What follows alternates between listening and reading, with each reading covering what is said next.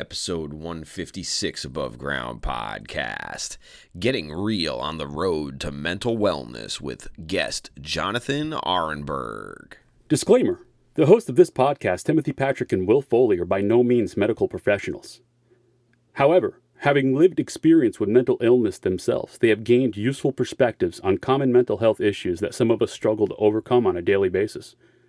By sharing their stories, they hope to create connection. By creating connection, they hope to help you find your purpose. And through purpose, we can all begin to build the foundation for positive mental health. This is Above Ground Podcast. Coming at you live with real conversations about mental health from the perspective, it's time for Above Ground Podcast. Now your hosts, TPP and Will Foley.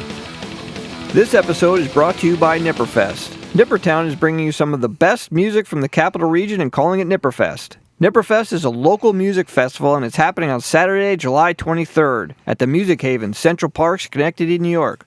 Local food, local craft beer. Did I mention it's free? July 23rd it's happening, so bring down the family. Stop at the Above Ground podcast table to say hi. P.S. This is kid and dog friendly. What is up, everyone? Welcome to Above Ground Podcast. Above Ground Podcast because you can't serve below. Oh, Timmy, I haven't had enough coffee yet, man. That's all right. I may have had too much. You don't drink coffee, though, man. No, I don't. I'm just a little funny here on a Sunday morning. Yeah, we are funny. As you know, if we are here on Zoom, then we must be sitting with a guest, and we must be having another interview, and we are joined by Jon Arenburg. Jon is a mental health advocate, blogger, author, and a former firefighter. He is the writer and owner of the Road to Mental Wellness blog, as well as the author of the Road to Mental Wellness book, which came out in October of 2021. And he is also one of the authors of stories in the I'm Possible Project Lemonade Stand 3, which happens to be a very, very good book and also important to us here at Above Ground Podcast. We've also had on Josh Rivedal, who is the creator of the I'm Possible Project, on episode 144 back in March. And we've also had Carl Waggett on at The Fire Inside on episode 114, and Rob Lethan on Uncomfortably Numb on episode 94. So, Jon, it is great to have another alum of the I'm Possible Project, because nothing like saying anything is possible. And I can, from some of the stories I've read on your blog and your story that I read in the Lemonade Stand, anything is possible when you can confront your demons and look at yourself in an honest way and say, I have the courage to ask for help. How are you doing? Well, first of all, thanks for having me on your show. I appreciate it. It's great to be above ground, but I'm doing all right at the time. I always say, doing good so far is usually how I put it. Just simply because you never know what may lie ahead in the moments of the days or the hours in front of you. But it's all about living in the moment. So right now, I'm doing wonderful. And it's great to be here. So, well, we thank you very much for being here, man. We thank you so much for being willing to share your story. And I know how much courage it's taken you to share your story, because you speak about it in your I'm Possible story. The I'm Possible story is called Breaking the Unwritten Rule of Silence, a firefighter story. And there's a lot of unwritten rules that we tend to take on when we take on roles. And I'm curious to start with, how does identity and rolling everything of your identity into what you do and who you are affect how you are able to handle certain circumstances? Well, it's if we go back to the days of the fire service, it's an interesting profession. And I suppose many are, but it becomes so intertwined with who you are as a person. You're a helper, you're the person that runs into places that no one else will, and you're also seeing things that nobody else does. And it's all kind of intimate in a sense, and it becomes part of you and in your blood. It's kind of, well, for me, I can speak personally for myself. It had seriously hindered my wellness when I had to give it up. I also worked in long-term care for a long time. Had to give that up as well. I was kind of left in the desert of life, just sort of wondering where or what my value was as a man and as a person who liked to help. As a man, how does it feel on your end to have to confront the change that you've had to? I know on my own personal level, I'm going through a lot of it myself. And men of a certain age, we've been indoctrinated to, to all these degrees that, men are supposed to be all these things that we were told, yet it leaves us empty as to how we move on from our own traumas and our own ability to even look at our traumas. The old stop your bawling effect, Yeah, yeah, exactly. Yeah, exactly. Or, Shut up or I'll give you something to cry about. You know what I mean? Yeah. Well, it's a very I think it's a very tough place for people of our men of our age to be in, because I think it kind of rubbed against my grain my entire life. What my expectations of being manly was, for example, like you just didn't talk about these things, or critical incident stress debriefing in the fire service wasn't. I mean, it was there, but it wasn't very popular, or wasn't utilized enough, because we can handle it. In order to heal, like you said at the beginning, you have to be honest with yourself.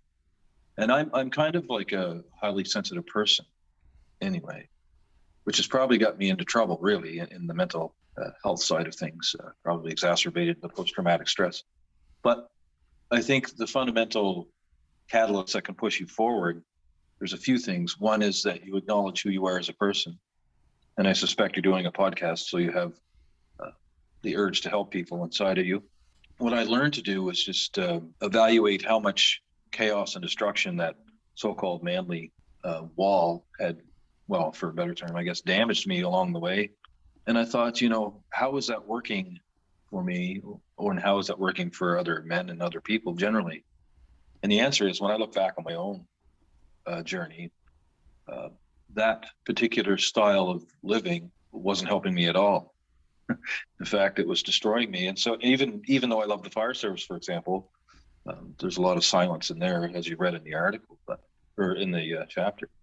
We have to move past that damage and embrace who we are inside as a person. The other thing, of course, is the other two things are, you have to find, first of all, you have to understand that passion isn't singular. Passion and purpose both aren't singular events. So you can find another passion in life that can propel you forward, or you can find a multitude of passions that propel you forward. And I think that's where that gets kind of gray, in a gray area, because I was sitting there, now what do we do? After I was all done, it coincides with moving forward, finding something new to do.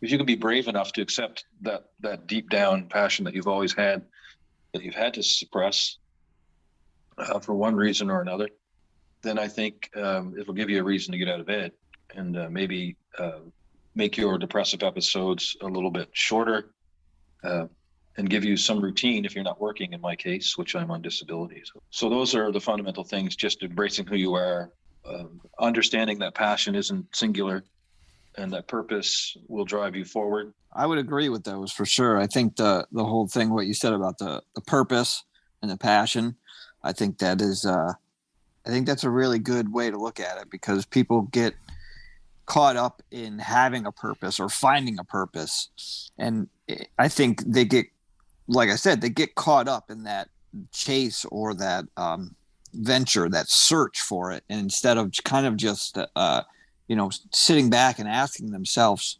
what is it that I want to do, or what is it that brings joy to my life? Mm-hmm. It can stem from those questions. Yes, you're right. Yeah.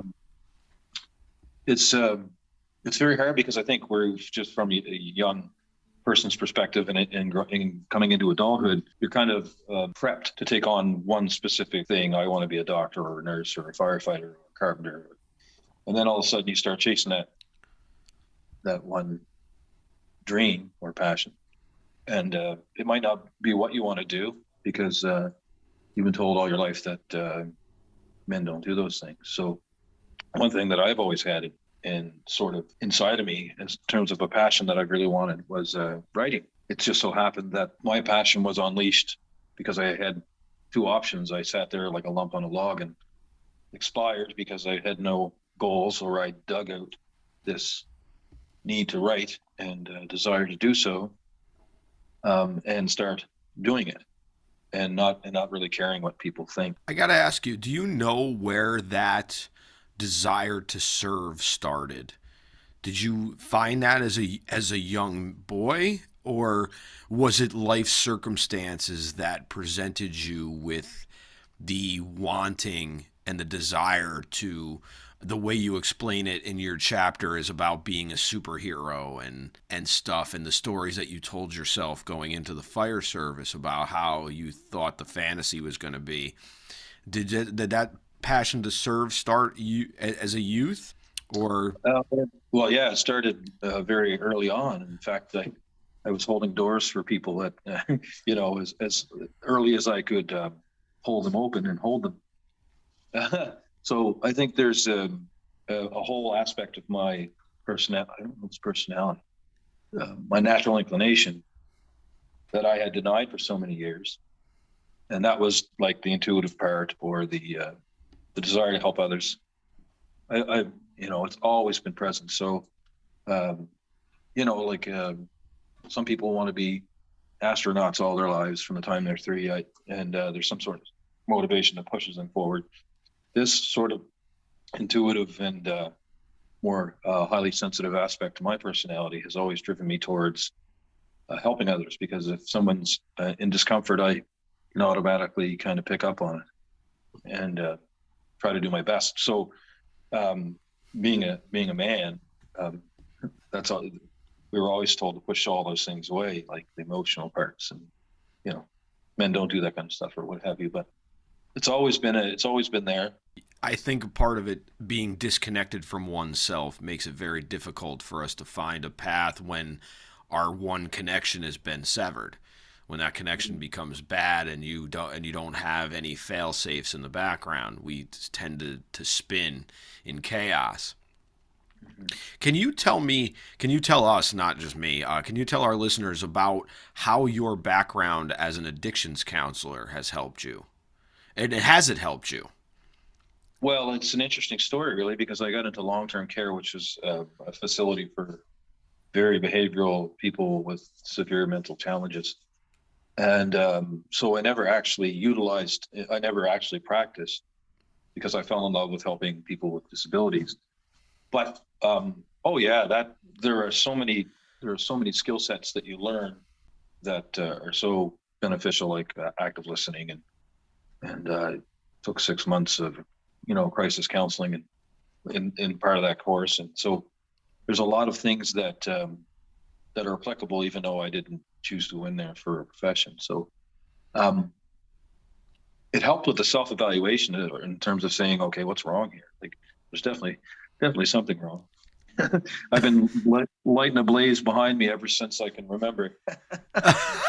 Well, and I don't know why, but that's where this book, The Road to Mental Wellness, came in, because it's an autobiographical account of my lifelong battle, and it really, between going off work and going on workers' compensation, there was a big gap there where I was just sitting there looking stupid. So what I did was I decided to try to figure this out, because between being intuitive and a firefighter for 15 years, you learn. So you put that together, like, how do I solve this problem?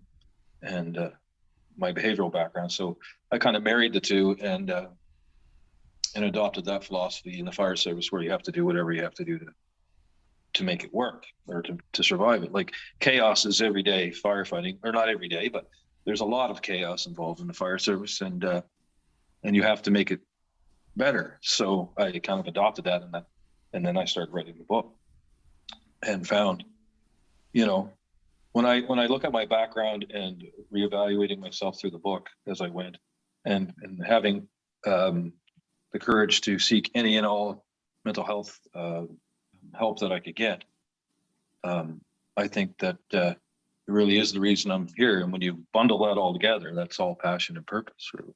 When did you notice did you notice like mental health hurdles before your career ended in the fire department, or was that after, or how did that kind of transpire? And then from there on, how long from that until you decided to kind of start writing a book? Well, it spanned over the course of more than 15 years, because I took 5 years off when my young fellow was born, and then I went back in. I was just curious, when you started to notice like your mental health declining, was it more like during the career, or was it after the career, with the fire department? Well, I liken it to like carbon monoxide, right? So carbon monoxide's odorless, tasteless, and it can kill you without you even knowing, really. And it accumulates in the bloodstream. So what I look at it is sort of like that kind of effect, whereas each call that I went to kind of chiseled away at my mental resilience.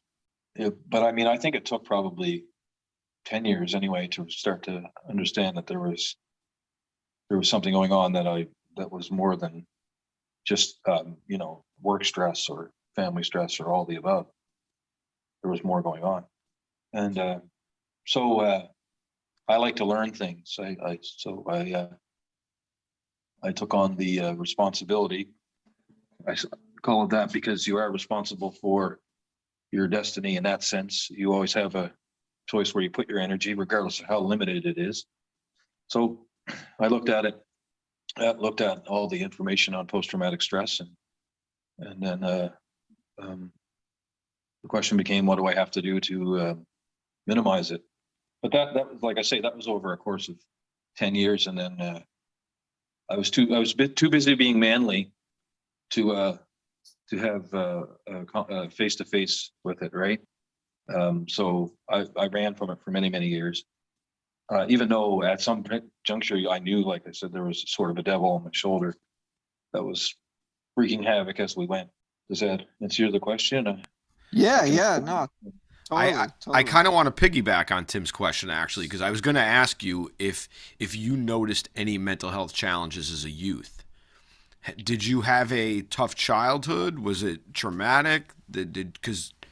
Or did this all really stem just from the constant chaos and not having necessarily the tools to handle or necessarily recognize what was going on at first?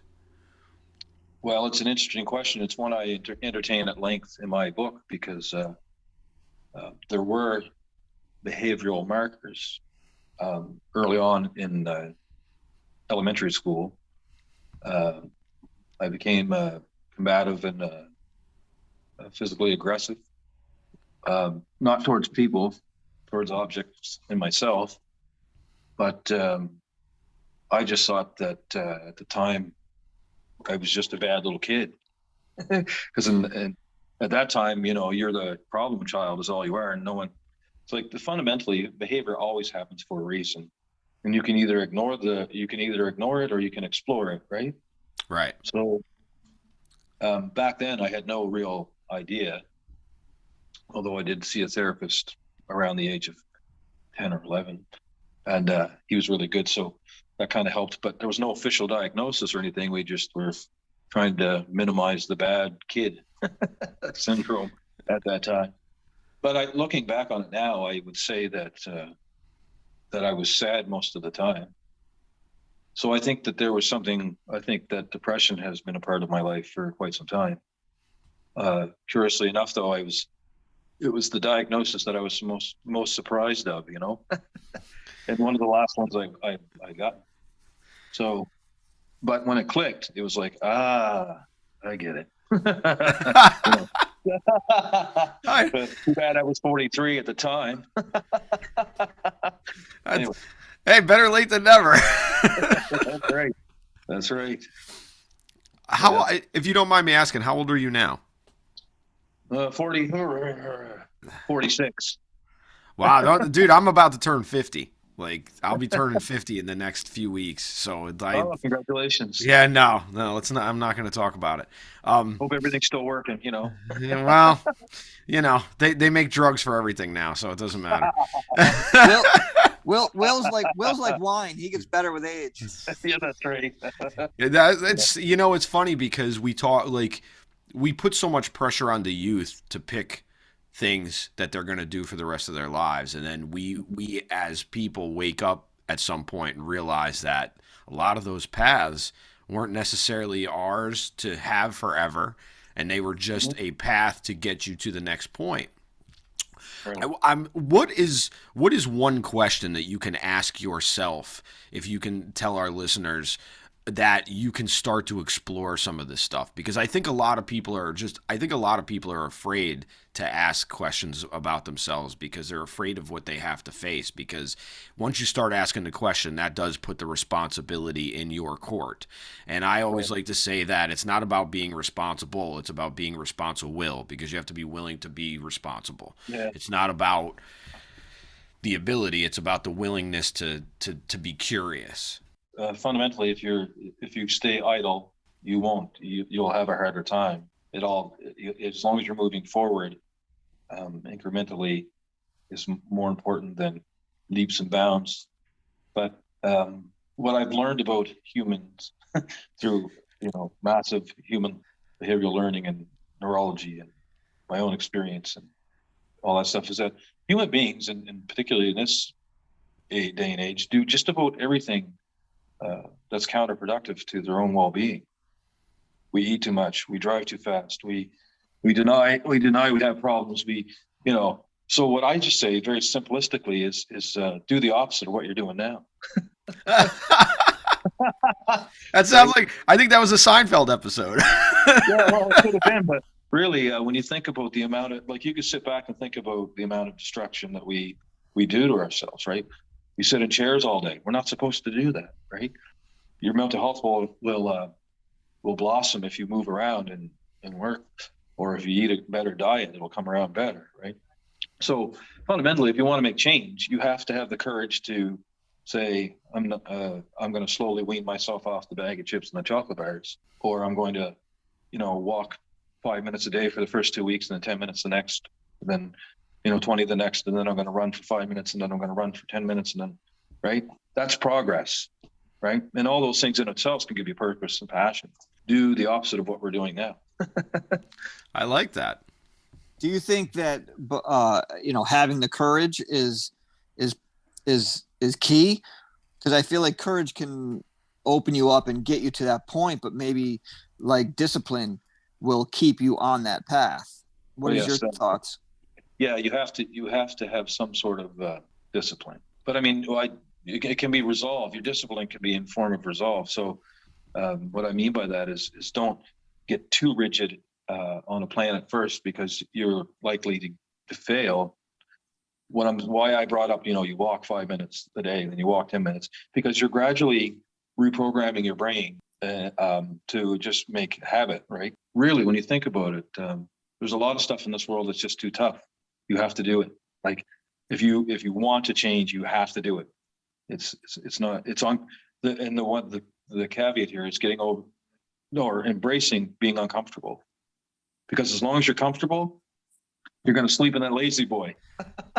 Yes, that's true. Right? We talk about that quite often here, for sure. I don't think it's fear so much. I think people are just too damn comfortable, And of course, there are lots of things that we fear. Of course, facing my traumatic experiences was never a joyous occasion. It's still, but people have to be more open with themselves. And the thing is, like, so if I'm a vegetarian, so people usually say to me, "But I love chicken." Well, that's great. You love chicken, and I have no problem with that.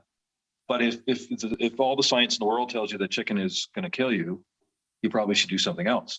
It's not me telling you. It's just like simplifying it, right? If you want to get better, then you have to look at the information that's out there and say, like, it's amazing the amount of data out there on exercise and mental health, right?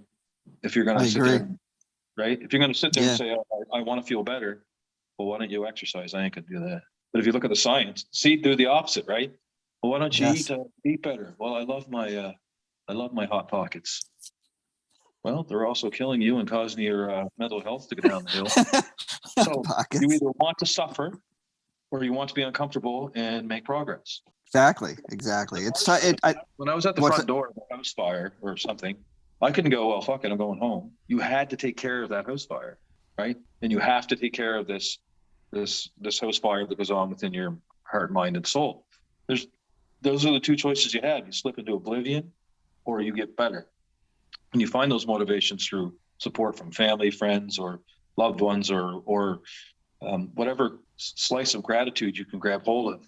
Anything that pulls you forward, right? So, I mean, that's my 2 cents worth anyway. That's good. I like it. I like the way you put it. I like the analogies. Yeah. Hey, we should be here to inspire one another too. That's what I'm hoping to achieve through telling my own story. So far, no one's called me a narcissist yet, so I'm happy about that. Yeah. That's the whole purpose of this podcast. Tim and I started this podcast together because we both wanted to share our stories, but we also wanted to share our stories to make people more comfortable with the uncomfortable.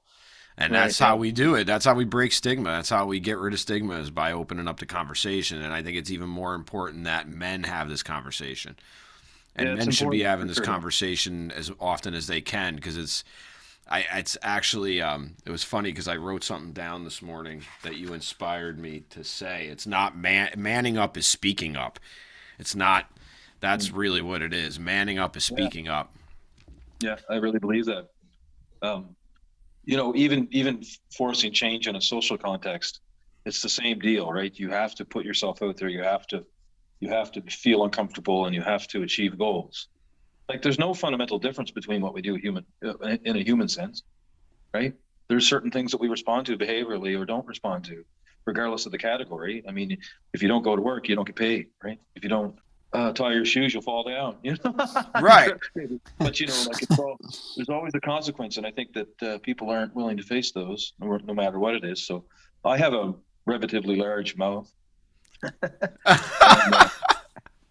And I mean, I have sort of a filter, but when I see injustice, I just can't handle it, right?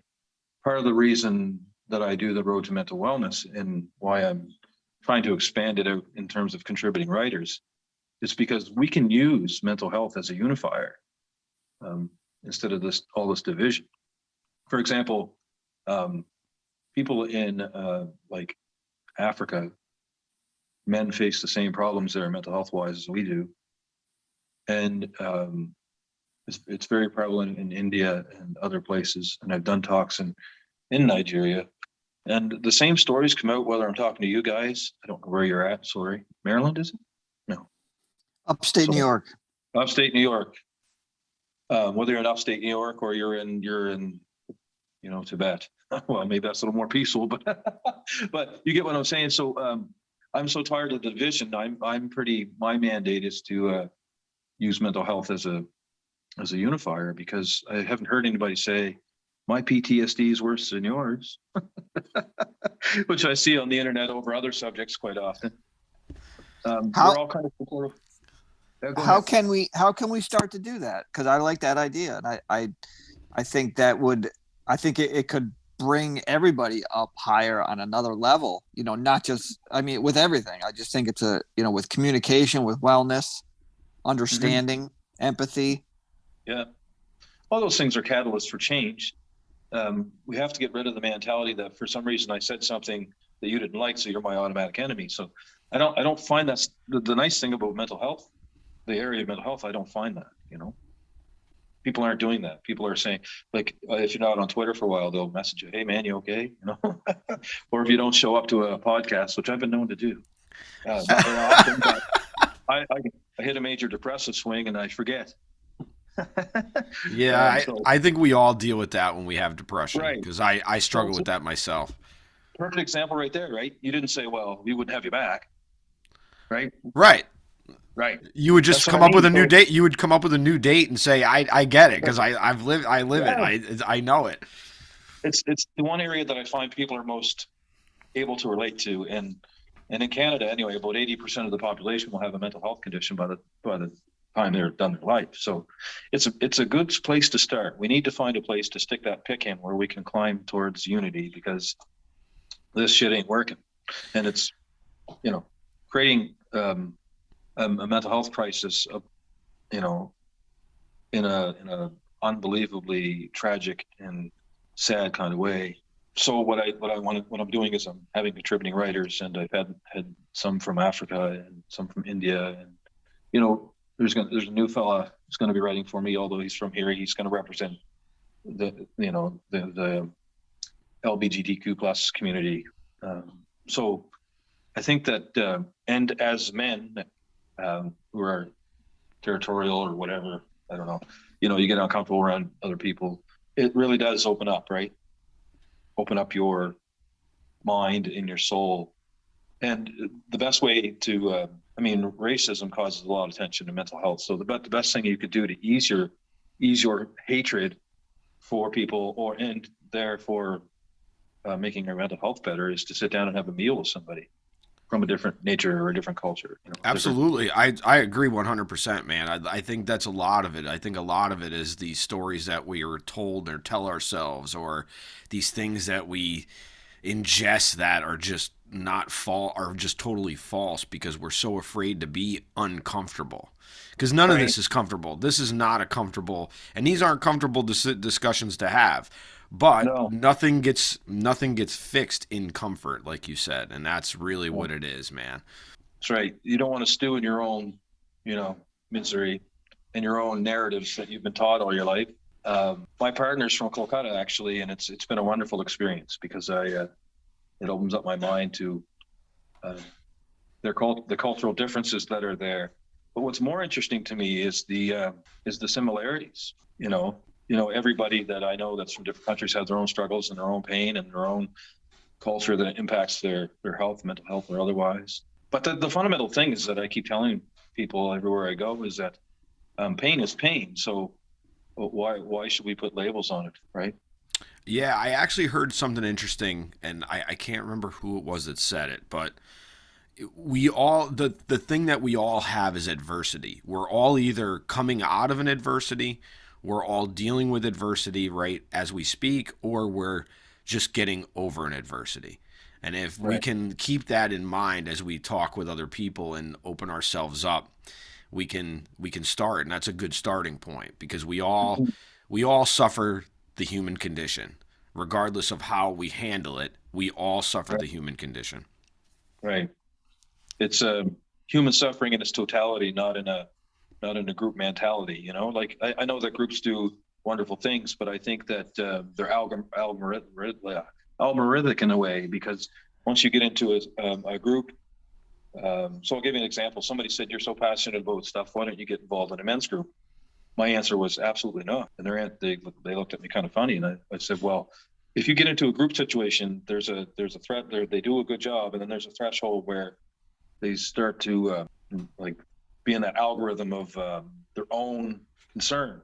Right. Tribalism, kind of your own team, kind of surrounding yourself with your own tribe, where you're not, you're just absorbing an echo chamber, essentially. Right. And you're only screaming and hollering about what your narrative is, and you're reinforcing your narrative and becoming enemies with the group beside you. That's why I refuse to do that. It's awfully hard on your mental health to fight with people every day. So I try to, so if you come to me and you need help and support, I'll give it to you. If somebody from Zimbabwe wants to talk about their mental health, I will forward them the same thing. If they're female, if they're male, if they have some other identity that they identify as, the person in front of me is what matters. The totality of human suffering is what we need to heal. I know that every group has their problems, but I mean, what are the commonalities? For sure. I was just going to say that, like, we all have some things that are in common. We should focus on that instead. We had Anna Elizabeth from the 5 Facets of Healing on, I think, episode 136. And she had said, no one is exempt from no one is exempt from suffering, and everyone is entitled to healing, which I thought was very, it's very good. Yes. Yeah. It fits what we're talking about here today, because that's kind of we can relate is because, I mean, we've all been in pain. We've all withdrawn from society. We've all felt like maybe ending our own lives or somewheres in that spectrum. So we get it, right? And we don't, and there's so many people that are suffering through it and all over the world that it doesn't become about gender or race. It becomes about kindness and mutual healing. And that's the thing that I'm really trying to do here. I don't know about you guys, but I'm really sick of all this engineered division. So it's time that we get together, right? Agree. Yeah, Well said. I agree. I think that the way you had stated it a few minutes ago, I think is actually really beneficial, because I think we do have to recognize, though, man, we do not all have the same journeys, okay?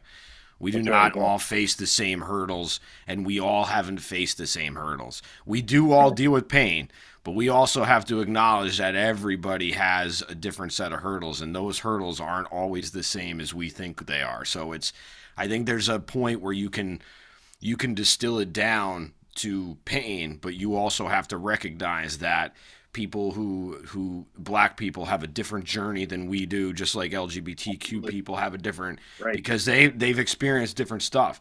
We can start with pain, and yes, but we do have to acknowledge that there's other stuff there that has to be recognized also.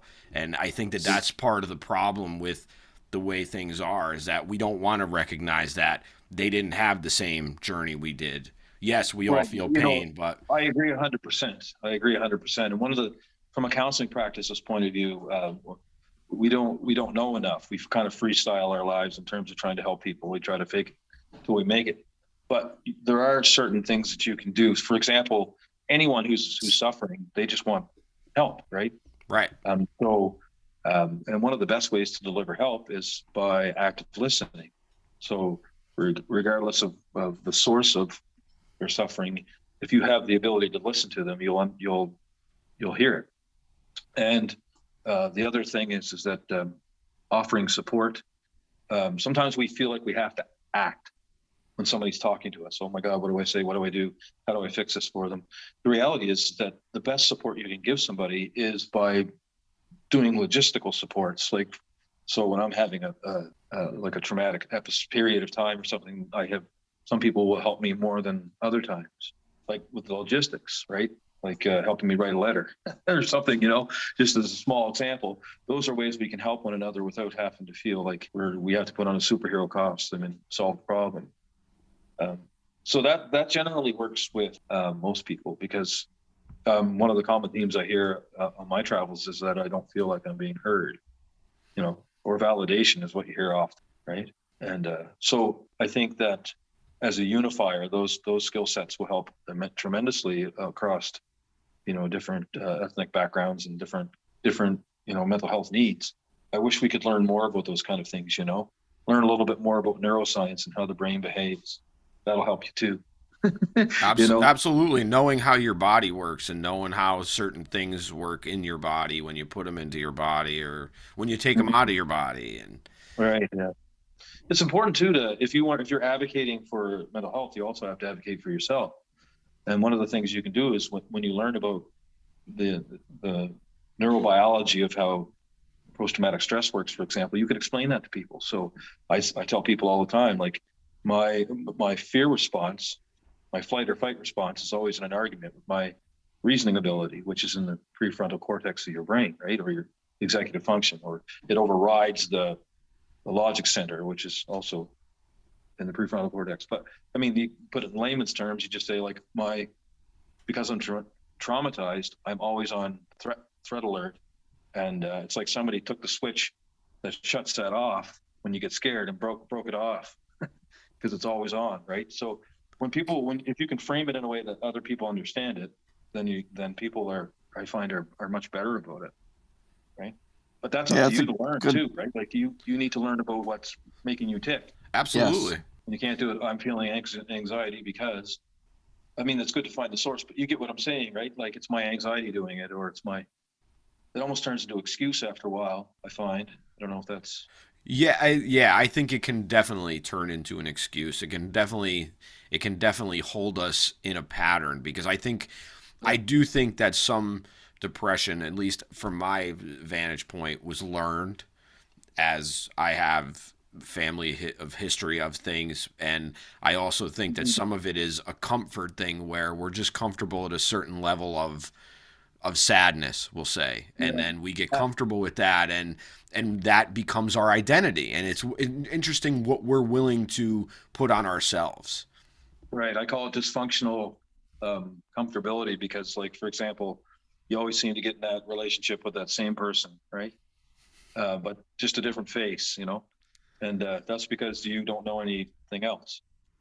Sure, and You're you always comfortable. bring the same, and you always bring your same self to that relationship unless you've Right. done, Yeah. or Very good unless point. you're willing to do the work. So right, I Right. totally get it. Yep.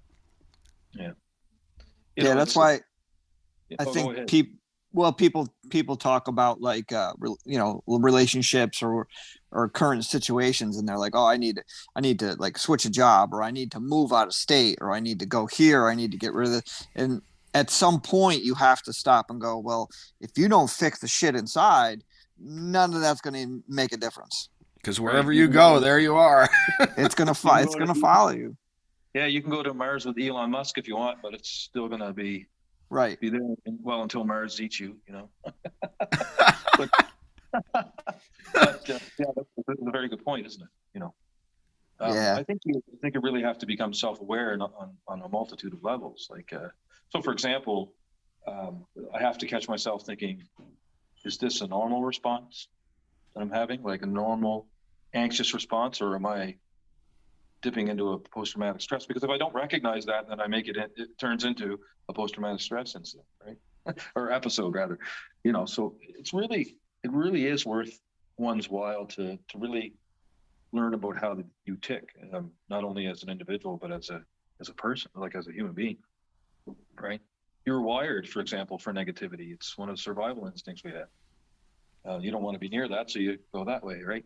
So it's more likely that you're going to focus on negative things, behaviors, and ruminations rather than propelling yourself forward. That's not, again, that's why you have to do the opposite.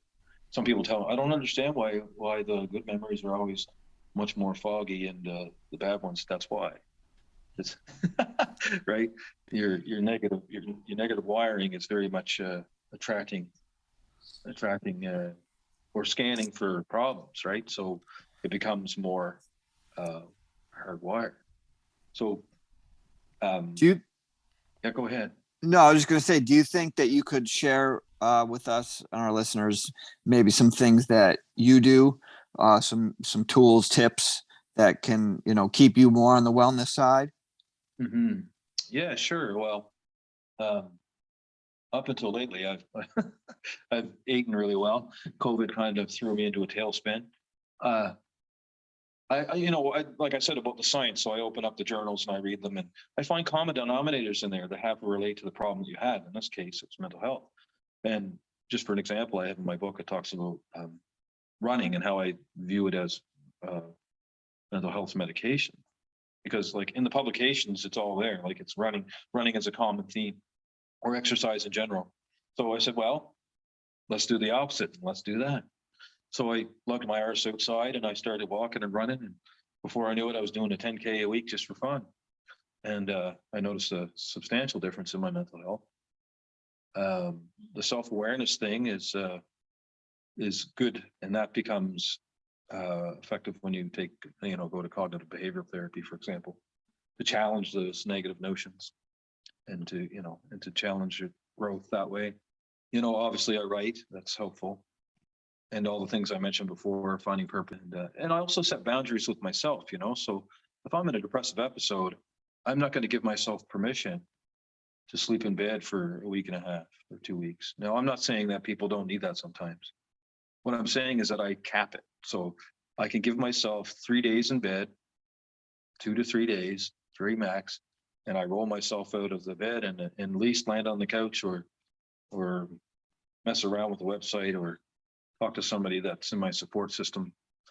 Those kind of things. Like, you have to be real with yourself. You can be hooked in by, because depression has its own narrative, right? It talks to you, and so it makes it like people don't. This is why self-awareness is so important, because people, especially young people, they become they mistake it for their own narrative when it's a mental illness that's doing all the talk. Nobody likes me, or, I suck at this, or I'll never be anything, or that's not you. Right. Right. That's I've had to learn over the years that that's just the story that I tell myself because of the way that my depression works. right. And it's been hard. It's been hard Yes, because it is. because again, there's a comfort level, man. The depression that I have is like the most comfortable pair of jeans that you can have. They're like, so Yeah. they're comfortable and they even look good on you sometimes. Yeah, they're That they're old familiar. leather jacket with the tassels, kind of idea. 85 is over, but I still love my jacket. That's right. Yeah, so there is a really strong need to become self-aware and and learn the language of mental illness, right? Anxiety is always building stories that aren't true. Oh yeah, it's Yeah. a big liar. It is. Yeah, but we conform to them like they're us. In reality, they're not really. And it's funny because we can separate ourselves from everything else, it seems, but yet we can't separate ourselves from our own negative cognitive distortions. It's pretty incredible because we've learned that we're separate from everything. That's what we've taught. That's what we're taught. We're taught we're separate from our gods. We're taught we're separate from, the people next door to you. We're taught that, this group is bad and this group is bad. And it's just like, but yet we can cling to our own negative self-cognitive distortions. It's crazy. right, and that reminds me of everybody's just sort of closing the door after work nowadays, and that's just reinforcing a counterintuitive position. Like it's not. It's what is it doing for? So it's fundamentally humans are meant to move around, have connection, seek out partnerships, whether they be relationships or friendships, and they're meant to be busy, sort of. We're always supposed to be in motion, but how much of that is going on today? So if you're going home and shutting the door, you're not interacting with any neighbor, any connection. There's no block parties. There's no nothing. Right. Right. So. So do the opposite. Do the opposite. Yes. Go say got hello to your neighbor. That's right. That's right. Then you'd make judgments based on whether they're nice or they're not, right? Yeah, maybe accurate. Well, maybe accurate judgment. Listen, if the person's conservative, which I'm not, I'll still listen, because I'm not his enemy, right? Right. I'm not really on the liberal left either, so they're not my enemies either. I just want to avoid the fringes and talk to the people that can make differences. I'm supposed to meet with the minister of mental health and addictions here in our province, and they're conservative. I have strong views about conservatism as a whole, as an organization, but on the individual levels, if we don't work together, then what do we have?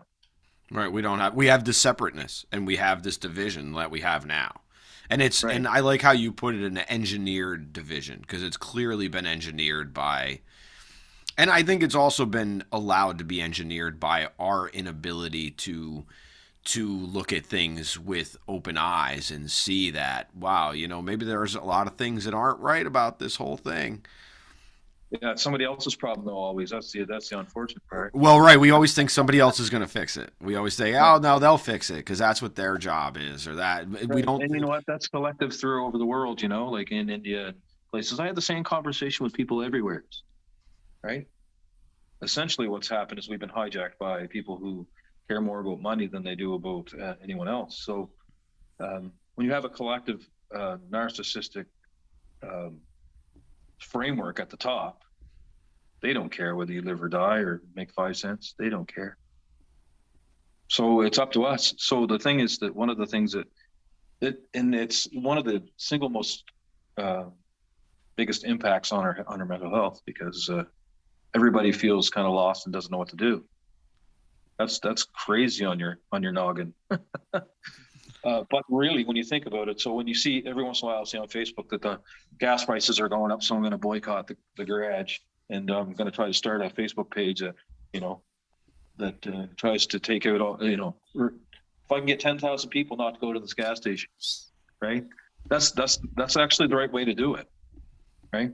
Because these people are so sensitive to their bottom lines that if you could organize instead of being afraid, and if you want to take back your power and better mental health,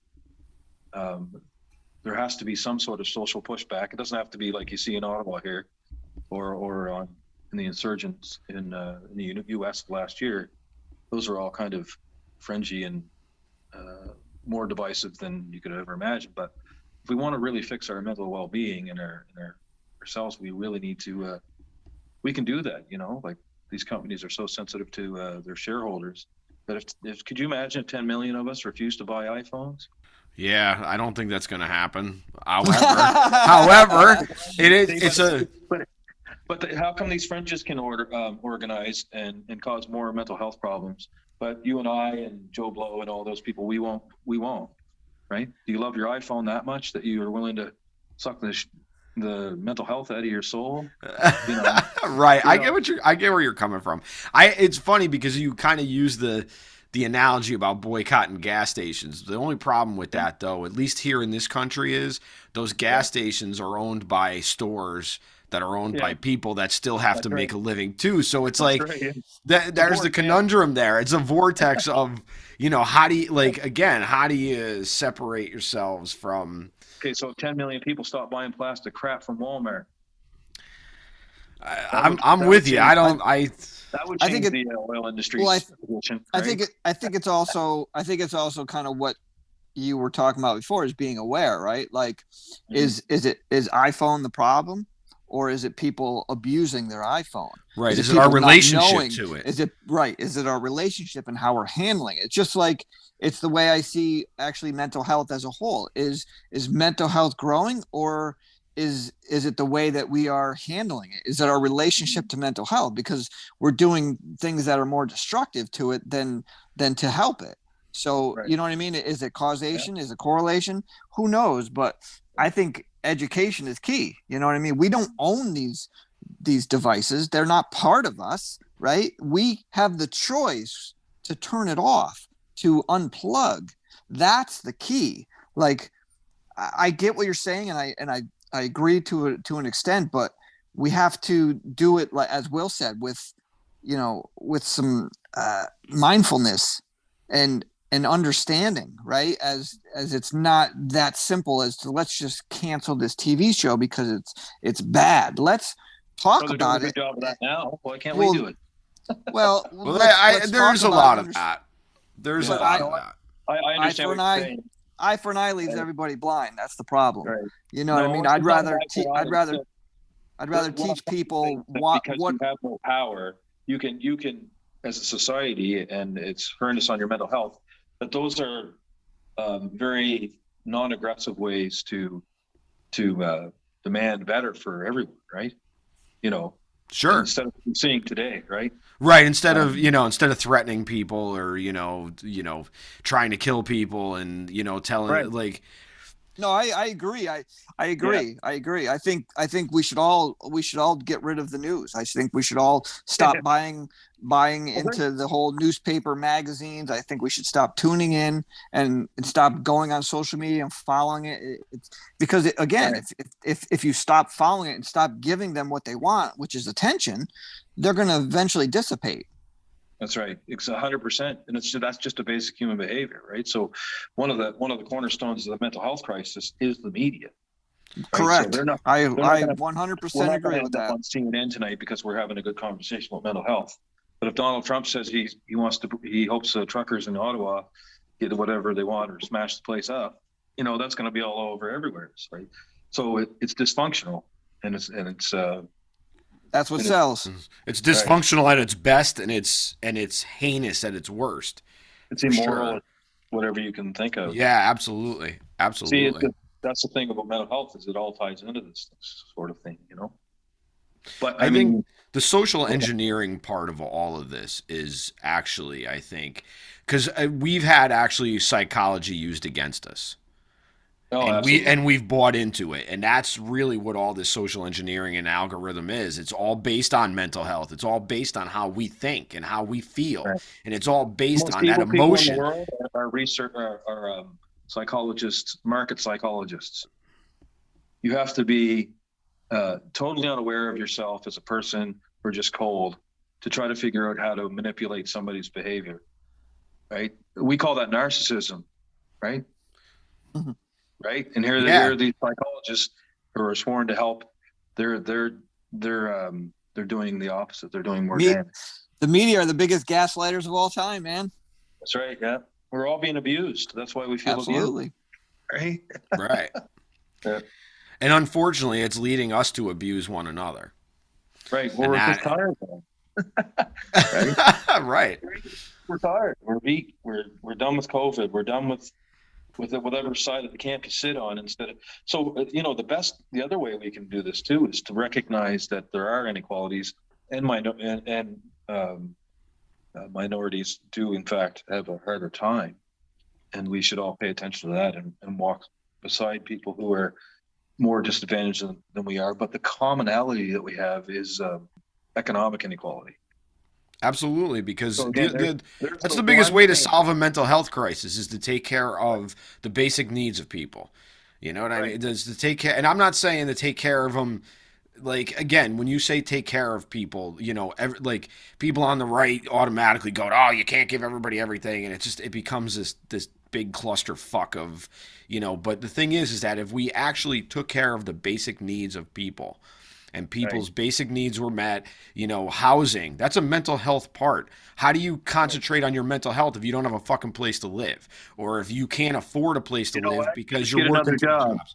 Right, get another job. Pull yourself up by your fucking bootstraps. You're not working hard enough. Bullshit. So so the next generation of kids can be worse off than we are because we weren't able to raise them. Right. Right? Exactly. It's And that's a big part of it too, is that you've got people that are simplistic thinking. stretched out. And again, are we meant to have as many kids as we do?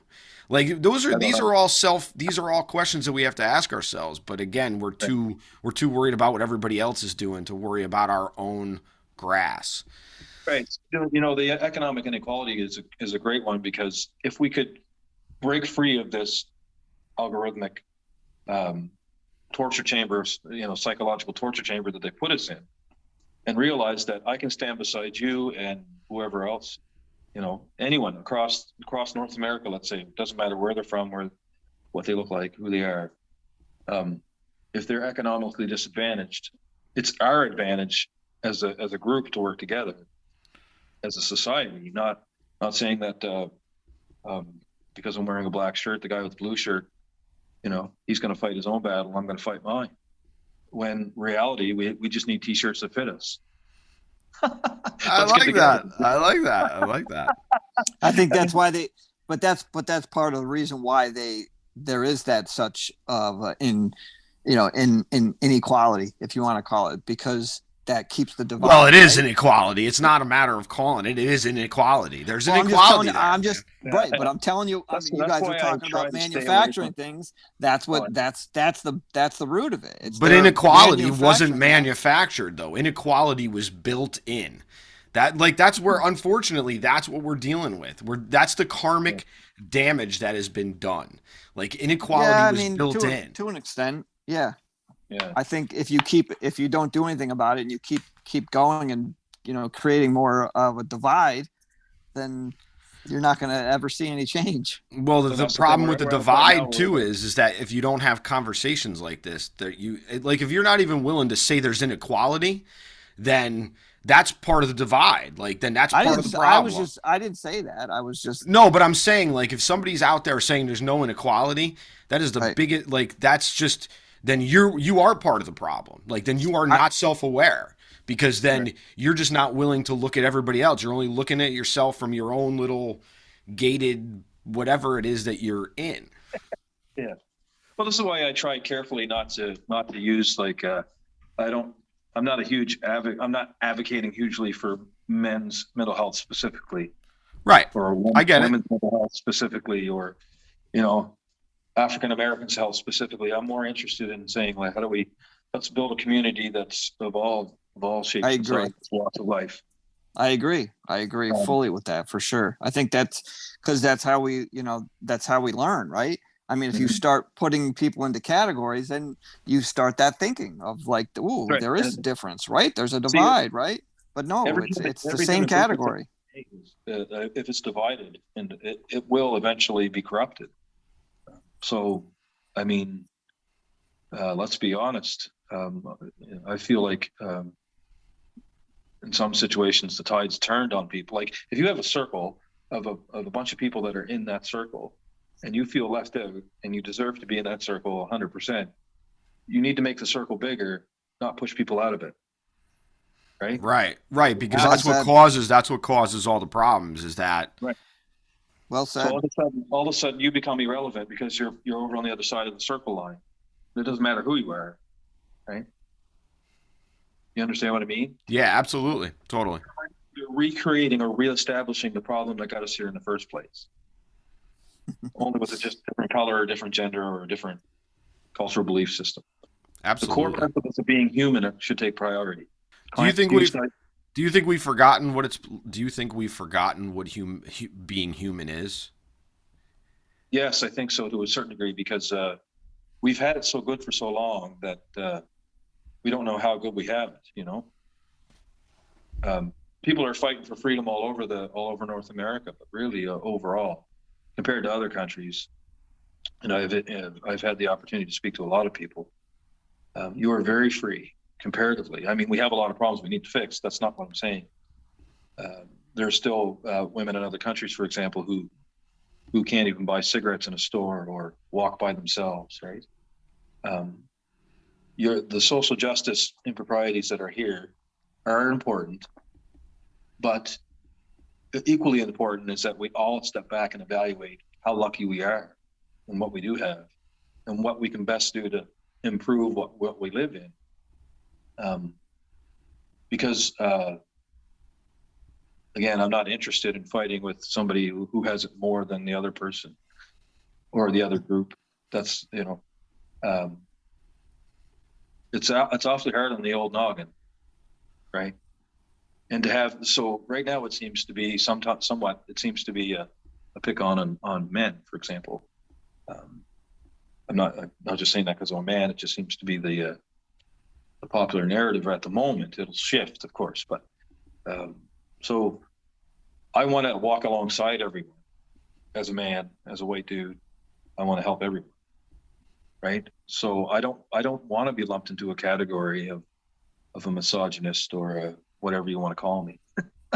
Just because I agree. I agree. I want to, better than that, I want to help you. I can't help you though if you're going to push me out, right? Wow, that's true, man. I like that, John.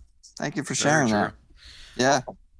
Jon, thank you so much for being here, man. Oh, you're welcome.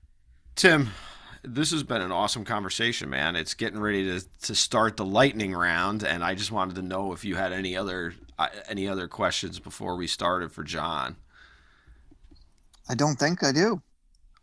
Awesome. How do I get my hair to look this good? I don't know, but if you can tell me, maybe you can help me regrow some of it. Head and shoulders there, bud. That's all. Yeah. Awesome. Jon, thank you so much for being here, man. We're going to ask a few questions to finish up. Sure. No problem. Do you have a favorite or a least favorite word? Oh, how do you even answer that question? I swear like a sailor and love them all. So whatever you want. You'd be in good company if you chose the top one. Trust me, it's been chosen a lot. My least favorite word? I think right now it would have to be division. Did you ask me for a favorite word? Yeah, both. If you Potential. have it, if not, potential. Right. Nice. As humans have, regardless of what they go through, and we've done it numerous times in history, have a great capacity to come together and fix things. The only fundamental difference between our generation and generations or in historical perspectives is that we don't do anything to really help the situation. It might not be our fault entirely, but we still don't. So we have that potential, and that's what I cling to. I like it. Clinging to potential. That's a good one, man. That's the first time we've ever heard potential. Well, I am a writer. Yes, you are. That's right. Roadmentalwellness.com. That's right. Don't worry, we'll have all this. We'll have all the links in the show notes when we put this episode out. The next question is, what is your definition of courage?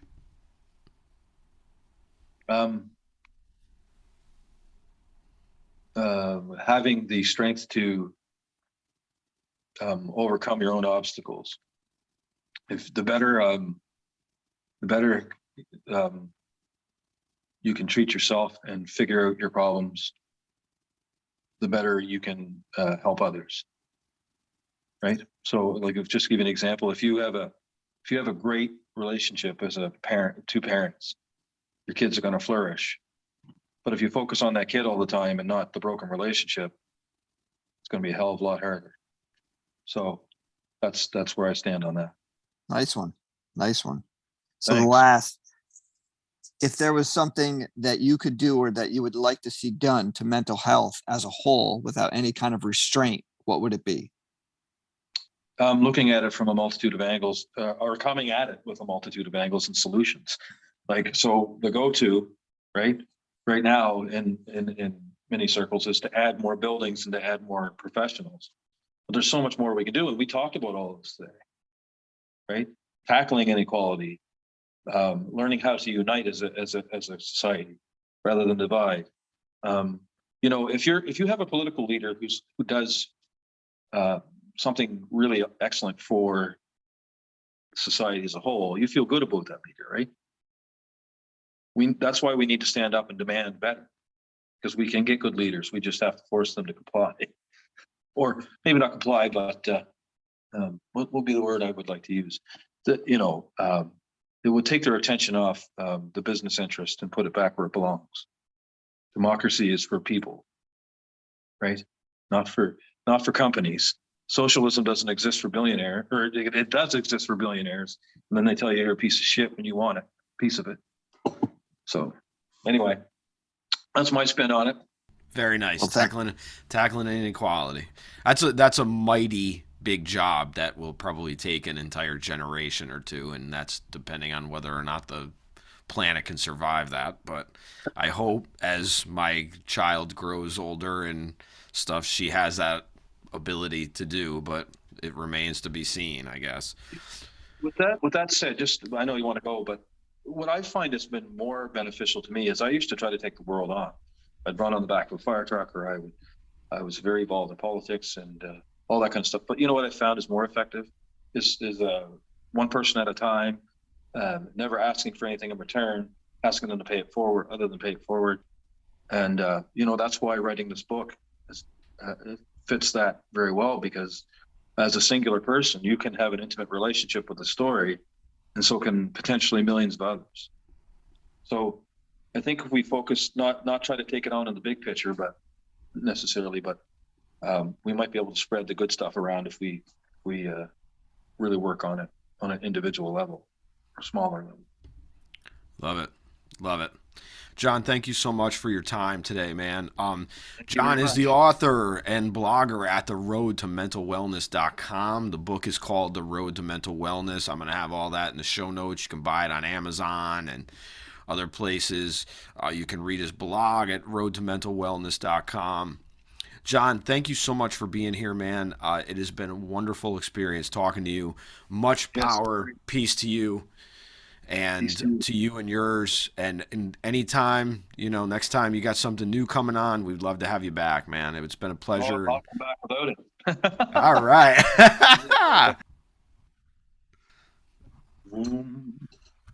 Jon, have a great day, man. You too. Nice talking to you. Thanks, buddy. We'll do it again. All right. Bye. Bye-bye. Thank you for giving us a listen. New episodes every Wednesday. If you listen on Apple Podcasts, you can share, rate, review, and even subscribe so you'll never miss an episode. Other ways to support the show: follow us on social media, share the content, share our episodes. You can also buy us a coffee at buymeacoffee.com/abovegroundpod. For further concerns, show ideas, or just to say hi, you can email us at abovegroundpodcast@gmail.com. Once again, thank you for listening and supporting mental health. Keep the conversation going and stay above.